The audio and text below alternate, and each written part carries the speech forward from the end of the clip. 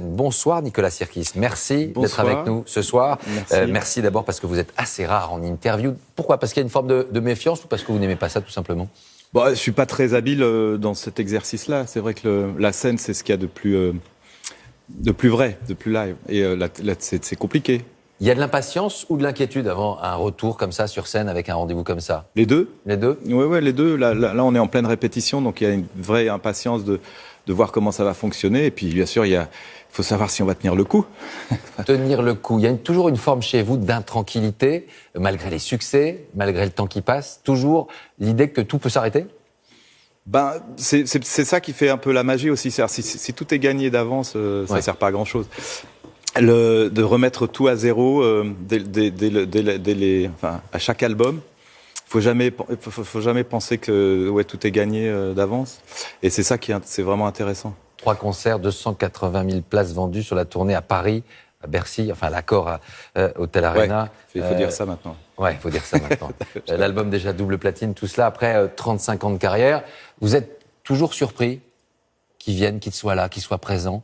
Ça se vend en quelques heures ces places-là et c'est du monde, 280 000 personnes qui viendront vous voir encore.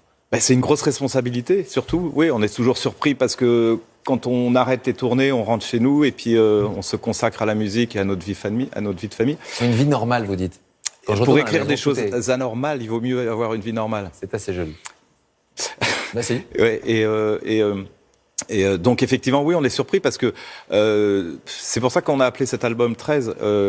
Déjà, c'est un cadeau incroyable de pouvoir en faire 13 dans une vie musicale aujourd'hui, et puis qu'il soit aussi attendu que ça, c'est magique, quoi. Vous le disiez, 13e album. Au fil du temps, vous avez dénoncé beaucoup de choses. Qu'est-ce qui a changé ? Parce qu'on voit que vous rêvez encore d'un autre monde. Ce qui a changé... Mais non, là, justement, regardez le clip de Xavier Dolan sur le harcèlement à l'école. Malheureusement, ça n'a pas... Enfin, je veux dire, ça a été un choc, ce clip, mais il n'a pas fait bouger non plus les normes. Il y a toujours des gens qui se font harceler, les gouvernements successifs essayent de faire des trucs, mais c'est compliqué. Il y a une responsabilité, vous le disiez, pour vous. C'est-à-dire que vous sentez à chaque fois que dans l'écriture, vous avez besoin de pointer du doigt les choses, même si, comme vous le dites, vous voyez que parfois les choses restent. Oui, mais ce qui est intéressant dans le rock, c'est de provoquer des choses et de taper un peu du poing sur la table et de dire attention. Enfin, c'est pas de donner des messages parce que ça c'est pas notre rôle, mais de voir quand on fait de la musique et quand on écrit des textes, il y a des choses dans la vie qui nous choquent, qui nous donnent des émotions, et donc c'est ça qu'on le retransmet. Et puis après, le micro, excusez-moi. Après voilà, nous on n'est pas responsable politique, etc. On fait de la musique. C'est on vit notre vie et notre vie elle est touchée par ce que vous racontez tous les jours aux informations. Et il y a des choses belles et il y a des choses très cruelles. Vous avez réussi finalement à faire oublier cette notion qui était Indochine, c'était mieux avant. Ça a dû être compliqué qu'à chaque fois on vous renvoie à peut-être que cet album-là c'est celui de trop. Il n'y a rien de pire pour un vieux groupe comme nous, effectivement, d'avoir des gens qui viennent vous voir en disant oh là là, c'était mieux avant. On a cette chance de ne pas voir ça aujourd'hui. C'est pour ça que vous avez voulu que celui-là, vous le dites et vous osez le dire, je voulais qu'il soit le meilleur. Le 13e, je voulais qu'il soit le meilleur. On a tout fait pour ça, ouais. On a tout fait, on a travaillé pendant 3 ans, on a tout fait pour ça. Apparemment, ça a l'air d'être barré pour que ça soit le meilleur. En tout cas, vu le succès qu'il y a, donc c'est cool. C'est bien. Merci beaucoup. Non. Qui sont vos idoles ? Qui vous a marqué ? Qui vous a influencé dans toute cette histoire ? Bowie ? Il y a eu beaucoup de littérature, mais bien sûr Bowie, Patti Smith, c'est-à-dire que par rapport à des générations d'avant qui étaient plus dans le rock, Elvis Presley, etc., nous, la génération suivante, ça a été effectivement Bowie, qui a été un des premiers à faire du rock, on va dire pop, mais en affirmant aussi une personnalité forte, c'est-à-dire en dérangeant et puis en assumant une sexualité totalement... hors norme par la norme de l'époque. Sur cette question, Nicolas Sirkis, vous avez fait bouger les lignes. Quand tout à l'heure on disait parfois il y a des choses qui restent, qui demeurent. Il y a quand même, grâce à vous aussi, à un moment donné, des questions qui ont été posées et des jeunes qui se sentaient bien aussi grâce à vous. Je ne sais pas si à ce niveau-là, mais c'est vrai qu'une chanson comme Troisième Sexe a fait sur la tolérance...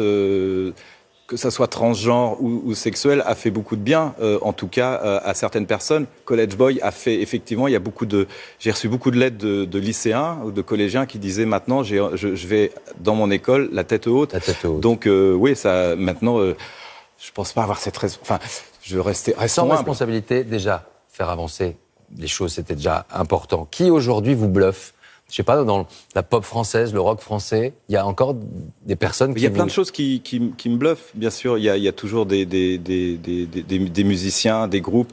Moi, je suis toujours à l'affût de choses. Moi, je trouve, par exemple, aujourd'hui, alors que le hip-hop envahit le monde, il y a encore des groupes de filles assez jeunes qui soient en Angleterre, aux États-Unis, qui font du rock. Et je trouve que c'est super, comment dirais-je, culotté de faire du rock aujourd'hui encore. Enfin, de faire du rock aujourd'hui alors que on est vraiment dans un paysage totalement différent.